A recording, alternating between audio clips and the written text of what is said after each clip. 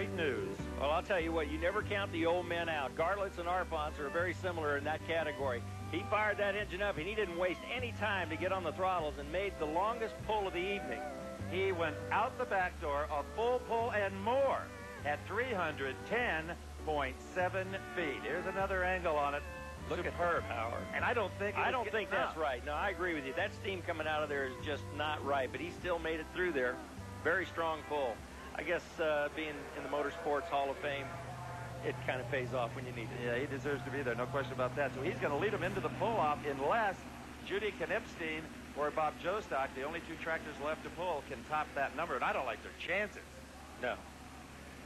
4 Keith Black blown Chevy big blocks for JUDY KNIPSTEIN. This is going to be very tough on JUDY because this is, like you said, her maiden voyage on these motors, and it's going to be tough for her. Let's go down to Bobby Jarrell. Bob? Art Arfonts right out the back door on 310 feet. Nice job. And what was taking so long up there, though, at the start line? My one engine started hot, and I had to shut it off and start it over again. Took a little bit. It was worth the wait, though. Oh, yes. Yeah, glad they didn't shut me down. All right, now, what do you think about the pull-offs later on? Can you do that again? Oh, well, let's hope we could. I think he can. He has the knowing smile of a veteran, Steve. I think that pull just got the attention of all 7 competitor drivers. I guarantee it was a wake-up call to everybody else in the pits. There's what they call the hook. JUDY KNIPSTEIN. JUDY's going to have her work cut out for her here, especially after a run like that. JUDY runs the smaller 871 blowers. To put that into perspective for you, the top fuel directions and funny cars you see here on TNN are 1471 superchargers. There she goes. She's got good traction so far. Sliding it out there, but it looks like it's kind of catching her a little bit here. With a crowd cheering her on, she's sideways. That's going to hurt her. Oops. And I think something might have let go in the drivetrain. Let go in the drivetrain, definitely. I'm not sure it hurt her distance, though, because the tractor just about come to a stop when that happened. And that is the weak link, is all of these transfer boxes and gearboxes and rear ends. Let's have one more look at it. And control was a problem here, Dante. Yeah, it was. She's got a pretty good start there, but she doesn't have the inertial movement going quick enough, and she's having a little problem. Let's go to commercial here, and then we'll see what her problem was. Much went right for JUDY KNIPSTEIN on this. No, she had a tough run here, Steve. She only went 264.2 feet, and that's not going to get her in a pull-off. The first half of the pull looked pretty good. Well, she kind of got started a little bit slow, but then it started to pick up, but then it just wasn't enough momentum to carry her through the full distance. Nope, that is not going to make any kind of a pull-off. Bobby Jarrell. JUDY KNIPSTEIN's pull looked all right, maybe right at the beginning, but it slowly went away after that. What happened? Well, I'm not really sure what happened. Something let loose, either in the coupler or rear end. We'll just have to take it back and take a good look at it. We got lots of pulling this weekend. I sure don't want to miss any of that. All right, the pulling continues here this weekend after our business here on Friday night. Tim Wilson? I'm down here where the real pulling is about to take place. This is local favorite, JT Welch. JT, have you practiced? No. Have you ever used this engine before? No. How much money have you got wrapped up in this whole thing? What? How much money you got in this whole thing? I don't know. You didn't spend any money on this? No. We're about to watch JT Welch pull what will turn out to be, if he gets this sled up here to the top, 400 pounds sitting on the back of this. Let's see how much horsepower you got in those legs. Are you ready? Are you psyched? Huh? Are you psyched up? Yeah. Here we go. Go ahead and give it a run.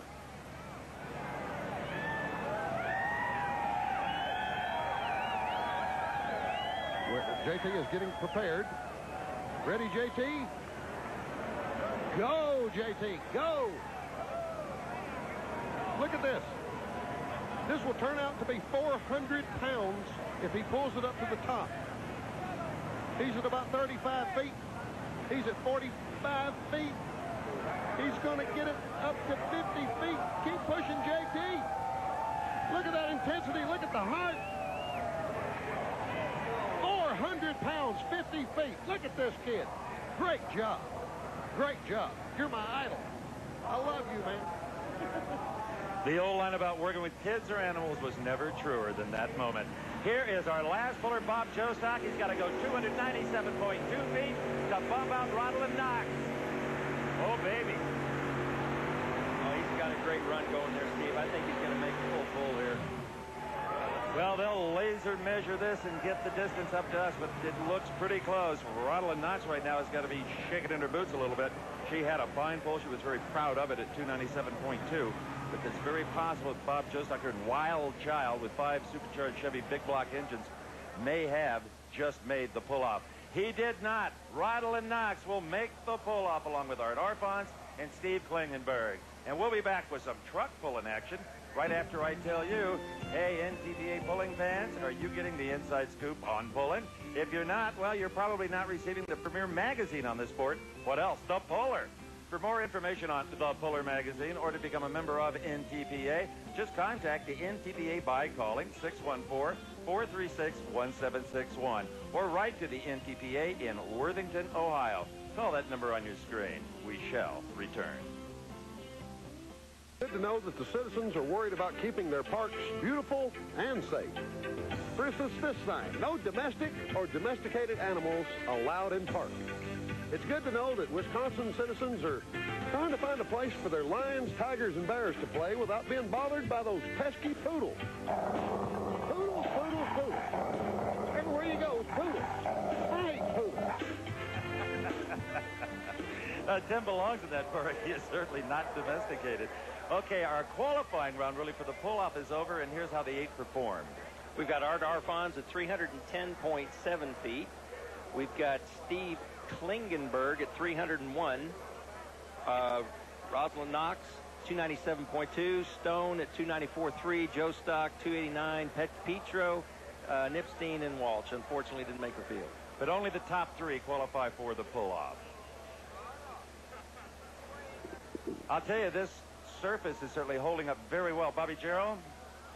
Well, Gardner Stone was the 4th place finisher tonight. He is going to be the man who is going to get the Wagner Job Well Done Award, and we hope to talk with Gardner in a couple of moments. He's back out at, I guess, for the lack of a better term, what you would call the paddock right now, but he is going to get, from the good folks at Wagner, a power roller.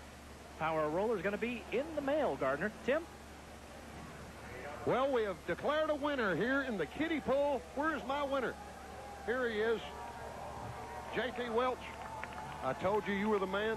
You have won the Dairyland Kiddie Pool Super Pull-Off. How does it feel? Good. Do you know what you've won? T-shirt? You have won a T-shirt, 1 liter of Coke, and $50,000. $50,000. Yikes. I'll have to take you back up. I've got to settle him down here. Guess who he's going to look to for the 50 grand. All right, here comes the first tractor in our pull-off. And the sled has been reweighted, probably gone up another gear. It'll be tougher to pull, and the weight box will transfer faster. It is young Mr. Klingenberg. First to give it a go, Steve Klingenberg. Steve had a great pull the first time at 300 feet. He got a little bit out of shape, and it bogged down a little bit on him. Let's see if he can duplicate that or even do a little bit better this time. The weight transfer is going to be a little bit quicker, Steve, so it's going to be tough to get a full pull here. It's going to take all of that horsepower. This is the Eliminator sled from Wisconsin, one of the most famous pieces of equipment in NTPA. And it's an arch enemy now. Look at that, hammer down about 10 feet from the start.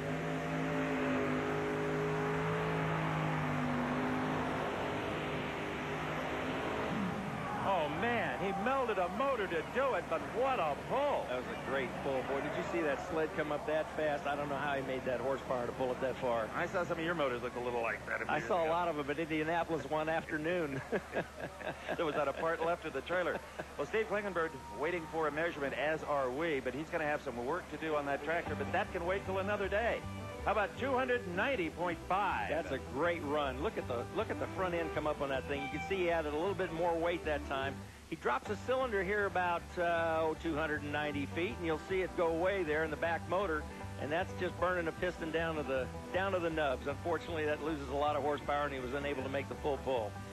Here's that sled angle now. You can watch how fast that sled comes up. It's a little bit faster than the first pull, obviously. But he's moving along pretty good, kicking up dirt, going in a nice straight line. There goes that motor away, and it's just when you lose that kind of horsepower, it's just not gonna happen. But with that sled weighted, the front end came up much earlier than it did. He could have maybe transferred a little weight there. Let's see if Bobby Gerald can get a a bit of analysis from the man himself, Steve Klingenberg. Steve Klingenberg getting that helmet off right now and taking off the protective fire gear. 290.5 feet for Steve Klingenberg. That is going to be the distance to beat for Rodolin Knox and Art Arfons, and those two will be coming up next. And so, Steve, 290.5, and it looked like you had to melt one down there to get that distance. Are you happy with that? I'm happy with that run. Yeah, you gotta put them here. If you want to win, you're gonna put it on the line, put it on the win, and we did it, I hope. What about Rodolin and Art coming up? You know that Art had an awfully big pull on that last one. Yeah, this run here was better than my first run, even with the motor like that. It hooked up quicker and stayed more straighter and stuff, so I feel that's going to be a good enough run that I hope. You never know. We'll see if it holds up. Tim Wilson. I'm here with Brian. This is Rodolin's crew chief. Brian, what do you got in this? We have Ford 510 JP1s with SSI superchargers on them. It's going to take a good straight run this time. We're making a lot of power. And on the last run, we had a little bit of problem with it turning left up there on the top end. It hit a rut, and she had to use the brake really hard, so we're changing the position of the sled for this run and see if we can make it go straight. Well, good luck. Back upstairs, Steve. I hope it's a full pull for you. That's what we're shooting for. Upstairs. That is one talented young man, Dan. That's no kidding. We were out here talking to him earlier today, and remember he was saying they made the run last night, and he said, yeah, we turned about 7,000 or 7,500 RPM. I said, oh, is that what the tattletale said? And he said, no, I could hear it. Doesn't even have a tachometer. He doesn't need one. You know what he does? He raises light Bantam show chickens. Show chickens? Show chickens. He's won Best of Show in Ohio in the last 4 years. Can you believe that? There's a chicken joke there somewhere. But right now, it's serious business for his mom, Rodolin Knox. The family calls her Pete. I wonder if I don't know why. Katie is going to be pulling for her since she's the only girl. I like Rodolin. She's an old drag racer. She's raced for years, and she's a real competitive lady. I'll tell you, she's fearless. She had some fires in those early Funnycar days. Scare you to death. Yes, she did. The country girl with that wonderful lyrical New Hampshire accent and 4 lyrical Emmys. I was lusting over them earlier. Drooling would be the word. I was trying to figure out how I could take them home with me.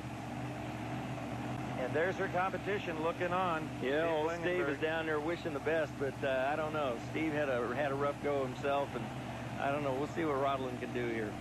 Let's see if Brian, her son and crew chief, approaches his tractor at all, because he has got little valves he can turn on and off. Did you notice that on the fuel system? Yeah. Really sophisticated stuff. They really do have a sophisticated fuel system. They run a lot of the fuel through the blowers because they have a problem keeping those blowers cool. They run their blowers at 65% over, so that's a lot of spinning. And Brian relies a lot on Ken Vinny, the famous drag racing tuner. They're very close friends. Rodolin backs it in, gets hooked. She'll take the slack out of the chain, and then it's all up to her. Nothing Brian or anybody else can do to help her. And she's a master at throttle control. Let's watch.